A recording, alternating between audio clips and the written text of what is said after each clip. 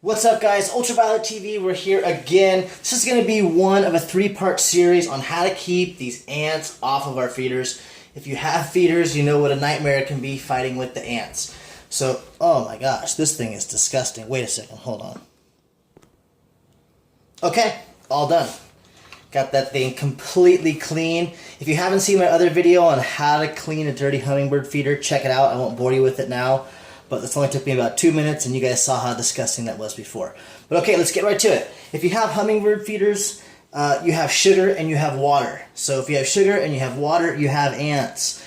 And there's some really some cool ant moats and stuff you can buy to keep the ants out of your feeder. I've come up with a couple real easy ways around the house that I've made them. So for this particular one, all you're gonna need is I use the top to like a large container of laundry detergent or anything that has a nice plastic cup like this.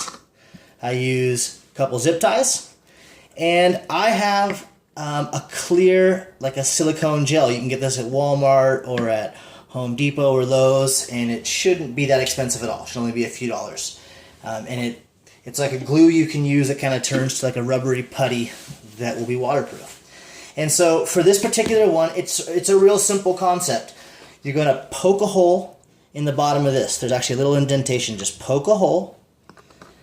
And what you're going to do next is, as you can see here, if you look in where I have mine attached, I've already made this one a while back. It's the first one I made. There's a little hook on top of your feeder where it's already currently hanging. You're going to take one of these, and you'll just simply make the loop. As simple as it is for me right there, as you see. Make the loop, and then you're going to pull it up. You're going to pull it up so that the cup, so that your loop is coming out the top here, and your cup will go ahead and sit down right on top. And it'll look something like that. Now your cup is attached to your feeder. You have a hook which allows you to hang it. I add another zip tie just to get the length that I want. You can use anything you want. The bottom line is all we need to have is a hole through this cup and a hook attaching it. Simple concept. Use whatever you want around your house.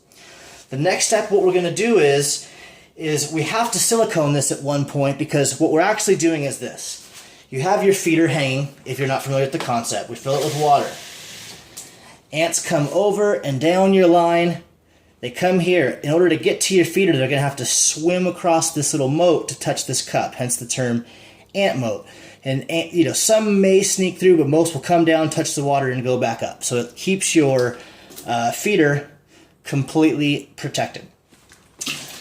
But what's important to note is that we don't want to put the silicone on until we load this up with water, put our base on, and hang it. Once we hang it, so it's going to be hanging like this, there's pressure on it. It's going to be pulling, and there'll be some tension. At that point, just take your silicone and just goop it in there. Make a nice goop. You can see I just goop it all around there. It'll just dry. Give it an hour or two to make sure that it's waterproof. And that's it. And the reason why you want to hang it is so that if you were to put your silicone on first and then hang it, it could stretch out and just pull the silicone apart. But if you apply your silicone once there's already weight on it, then it should last a lot longer. So what I'm going to do is go ahead and hit pause and show you a couple of mine and what they look like when they're actually working. There you go. As you can see, we got water in it. Ants come down, touch the water, go back up, and down through the pole.